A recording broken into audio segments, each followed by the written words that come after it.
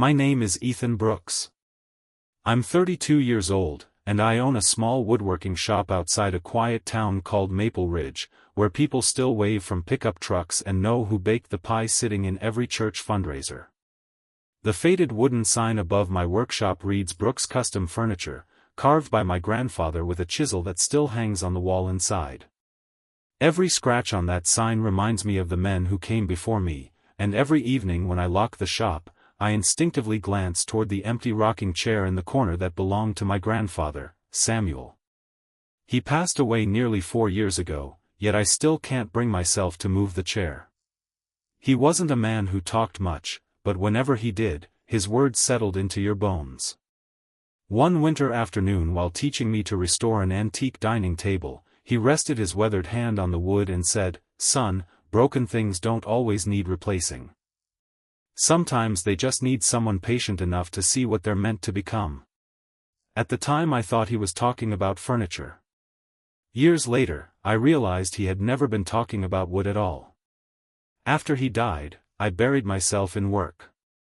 Sunrise meant unlocking the shop, and long after sunset I was still sanding tabletops beneath yellow work lights because staying busy hurt less than going home to silence. I convinced myself I was protecting the family business, but the truth was simpler. If I kept my hands occupied, my heart couldn't wander into places where loneliness waited. My younger brother, Ryan, refused to let me disappear completely. He had the loud confidence I never possessed, the kind of personality that filled every room before he even spoke. Married with 2 energetic boys, he made it his personal mission to drag me to every barbecue, birthday party, and neighborhood gathering whether I wanted to go or not. One warm Saturday in early May, he invited me to a block party celebrating the opening of the community garden. I spent most of the afternoon exactly where everyone expected to find me, near the food table, balancing a paper plate while pretending to admire the landscaping instead of making conversation. Ryan walked over wearing the grin that usually meant trouble. He bumped my shoulder and said, "I've got a challenge for you." I laughed because experience had taught me that nothing good ever followed those words. "Across the street," he said, nodding toward a young woman arranging flower pots beside the garden fence, "is Emma Sullivan. She's lived here almost 2 years and barely talks to anyone. You hide in your workshop. She hides in that little blue house. I bet you can't convince her to go on one real date with you." I shook my head immediately. "That's ridiculous." Ryan folded his arms with an exaggerated smile. "Scared?" I rolled my eyes, but before I could answer, I looked toward the woman he had mentioned. She knelt beside a row of freshly planted lavender, brushing loose soil from her hands while helping an elderly volunteer steady himself as he stood. She smiled at him so naturally that he laughed despite struggling with his cane, yet the moment anyone else approached, she quietly stepped back into the background as if she hoped no one would notice she was there. For reasons I couldn't explain, my grandfather's old words echoed through my mind once again, and for the first time in years, I wondered if maybe the most meaningful things in life weren't waiting inside my workshop after all. For nearly 10 minutes I argued with myself while pretending to refill my lemonade, watching Emma from the corner of my eye as neighbors drifted around the garden laughing over burgers and homemade desserts. She never tried to become the center of attention, yet somehow she quietly made everyone else's afternoon easier.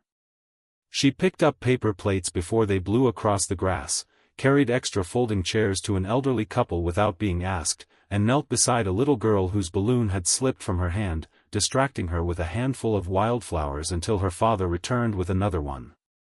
Nobody applauded those little acts because most people never noticed them, but I did. They reminded me of my grandfather, who believed a person's character showed itself most clearly when no one was looking. Ryan caught me staring and nudged me with a smug grin. "You're overthinking it already," he whispered. "Either go say hello or admit I won." I sighed heavily. "You're impossible." "Maybe," he laughed, "but I'm right." Before I could lose my nerve completely, I crossed the lawn toward Emma, rehearsing half a dozen introductions that all sounded foolish in my head. She looked up just as I reached the flower bed, brushing a loose strand of brown hair behind her ear. Up close, I noticed kind hazel eyes that seemed both warm and strangely cautious, as though experience had taught her not to expect much from strangers. "Hi," I managed. "I'm Ethan.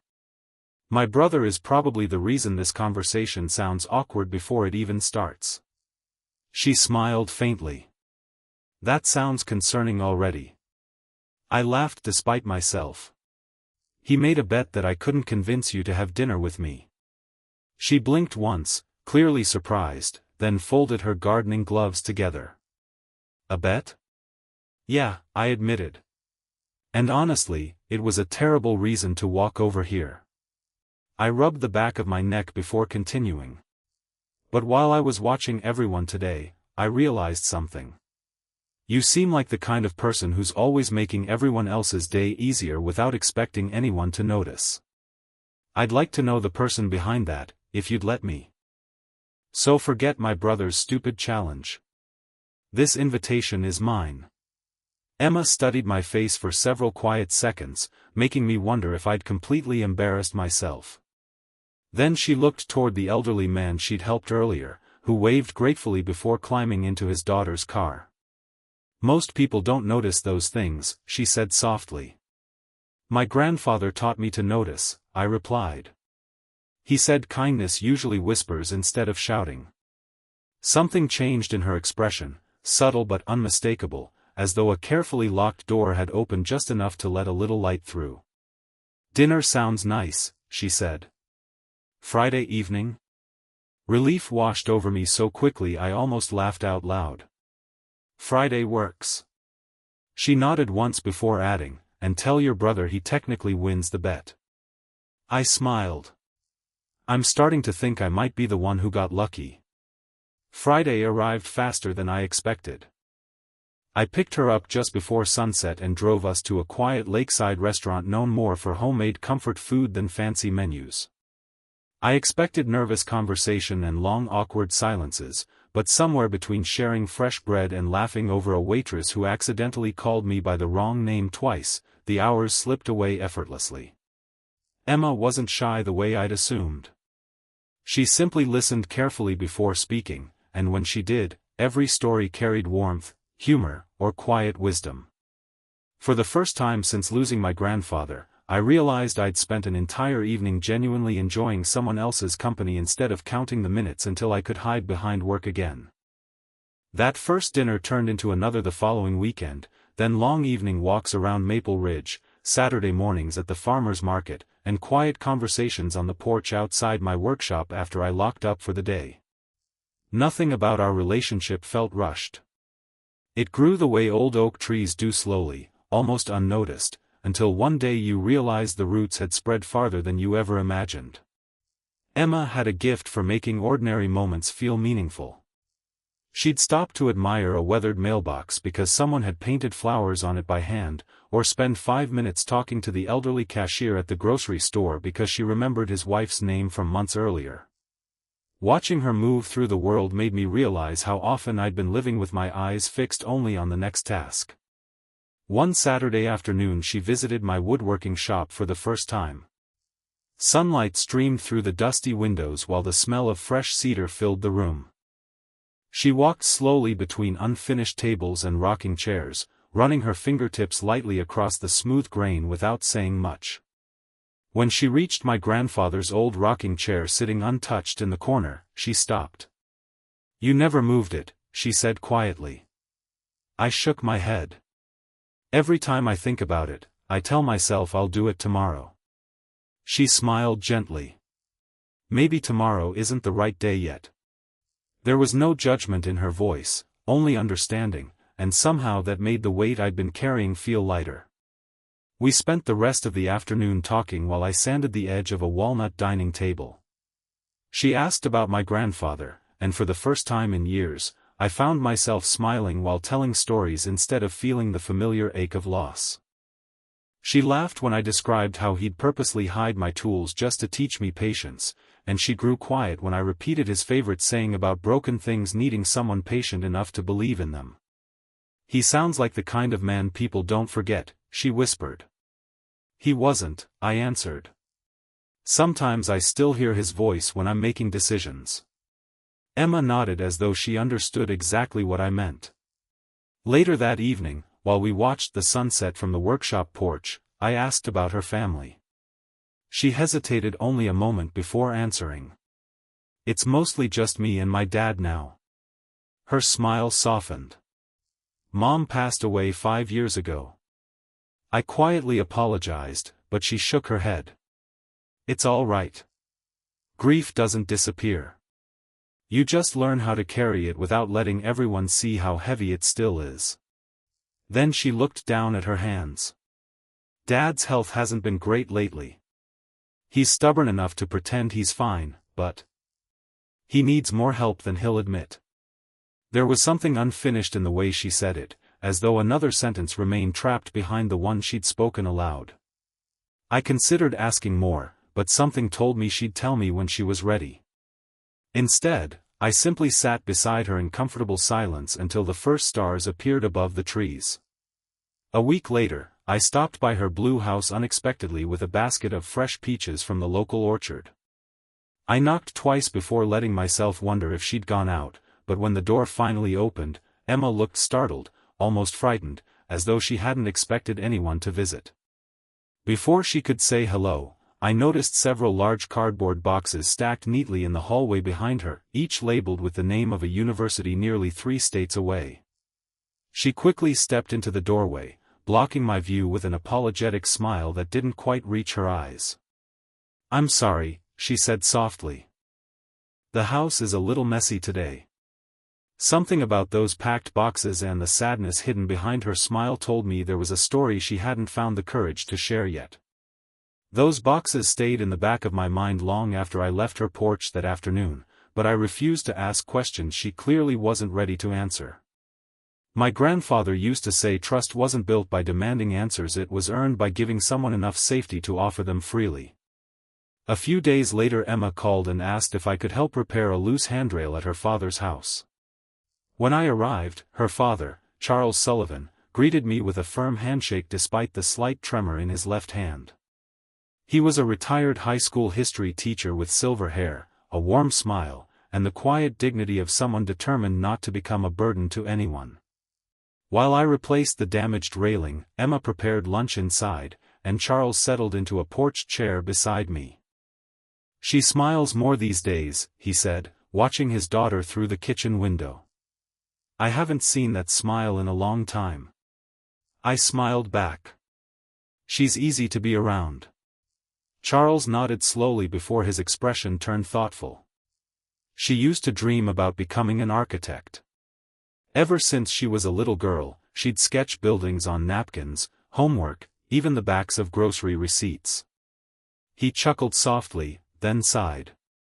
"Life has a way of changing plans." Before I could ask what he meant, Emma stepped outside carrying lemonade, and the conversation drifted elsewhere. Later that evening, after Charles had gone to bed, Emma and I sat quietly on the porch swing listening to crickets fill the summer air. She stared out into the darkness for several minutes before speaking. "You saw those boxes the other day?" It wasn't a question. I nodded. I wasn't trying to pry. She took a slow breath and folded her hands together. 3 years ago I was accepted into one of the best architecture graduate programs in the country. It was everything I'd worked toward since college. My apartment was rented. My tuition was arranged. I was supposed to leave in 2 weeks. She paused, fighting to keep her voice steady. Then Dad had a stroke. My chest tightened as she continued. He survived, but recovery was long. He couldn't drive, needed therapy, and struggled with everyday things people take for granted. There wasn't anyone else. So I unpacked those boxes, deferred my admission for a year, and stayed. She looked down at the porch floor. The school kept extending my acceptance because of my circumstances. This year is the last extension they'll ever give me. My eyes drifted toward the house where Charles slept peacefully inside. When would you have to leave? January. The single word hung heavily between us. If I don't go then, she whispered, the opportunity disappears forever. She laughed softly, but there wasn't any happiness in it. Funny, isn't it? I spent years convincing myself I'd made peace with giving up that dream, and then you came along and reminded me I was still the woman who wanted it. I reached for her hand. Do you still want to become an architect? Tears gathered in her eyes before she answered. Every single day. I knew exactly what I wanted to say. I wanted to ask her to stay. I wanted to tell her we'd figure things out together here in Maple Ridge, where life finally felt full again. But I also remembered my grandfather's steady voice telling me that loving someone meant helping them become who they were meant to be, not asking them to become smaller so you wouldn't lose them. I squeezed her hand gently. Then I think you already know what you have to do. She looked at me through tears, stunned by the answer she hadn't expected to hear. Emma searched my face as though she was waiting for me to change my mind, to ask her to stay, to tell her love was reason enough to abandon the dream she'd carried since childhood. Instead, I smiled through the ache in my chest and brushed away a tear that had escaped down her cheek. If I asked you to give this up, I said quietly, I'd spend the rest of my life wondering whether I loved you or just loved having you close. Those aren't the same thing. She let out a shaky laugh before resting her forehead against my shoulder. You're making this harder, she whispered. No, I replied. Life already made it hard. I'm just refusing to make it smaller. The following weekend we told Ryan and his wife, Megan, everything. Ryan sat silently for nearly a minute after hearing about the architecture program before shaking his head. So my stupid little bet brought the two of you together, he said, and now I'm not letting distance pull you apart. Before either of us could respond, he started outlining a plan. He and Megan would help Charles with groceries and appointments during the week. I promised to handle repairs around the house and drive Charles wherever he needed on weekends. Other neighbors volunteered after hearing the situation, proving that the strongest communities aren't built from perfect people but from ordinary ones willing to carry part of someone else's burden. By January, Charles was smiling more than either of us had ever seen. Go build something beautiful, he told Emma as we loaded the last suitcase into my truck. You've already spent 3 years rebuilding me. 4 hours later we stood outside her university dormitory beneath a cold winter sky. Students hurried across campus carrying backpacks and coffee cups, each one chasing a future that still felt frighteningly uncertain. Emma looked at the brick buildings, then back at me. What if I'm not good enough anymore? She asked softly. I took both of her hands. Do you remember what my grandfather used to say? She nodded. Broken things don't always need replacing. I smiled. Exactly. You were never broken, Emma. You just spent a few years proving how strong you really are. She laughed through tears before wrapping her arms around me. We promised to call every evening, no matter how busy life became. Some days were easy. Others weren't. There were difficult exams, lonely weekends, and nights when we missed each other so much that 4 hours felt like 400. But every time one of us wanted to give up, the other reminded them why the journey had started. 2 years later I stood in the front row of a crowded auditorium as Emma crossed the graduation stage wearing her cap and gown. When the dean announced that she'd graduated with highest honors and accepted a position at one of the state's leading architectural firms, I was applauding so hard my hands hurt. She spotted me in the crowd, smiled with tears in her eyes, and I knew every lonely mile had been worth it. We married the following autumn beneath the maple tree outside my workshop, with Ryan proudly admitting during his toast that his greatest victory had been losing a bet. Charles walked his daughter down the aisle with steady steps, stronger than he'd believed possible years earlier, while my grandfather's rocking chair sat beside the ceremony decorated with wildflowers, reminding me that love never truly leaves the people it shapes. The sign above my workshop still reads Brooks Custom Furniture, and I have no intention of changing it. Every evening when I lock the door, I drive home to a house filled with laughter, blueprints spread across the kitchen table, and a woman who finally gave herself permission to build the future she'd once packed away inside a cardboard box.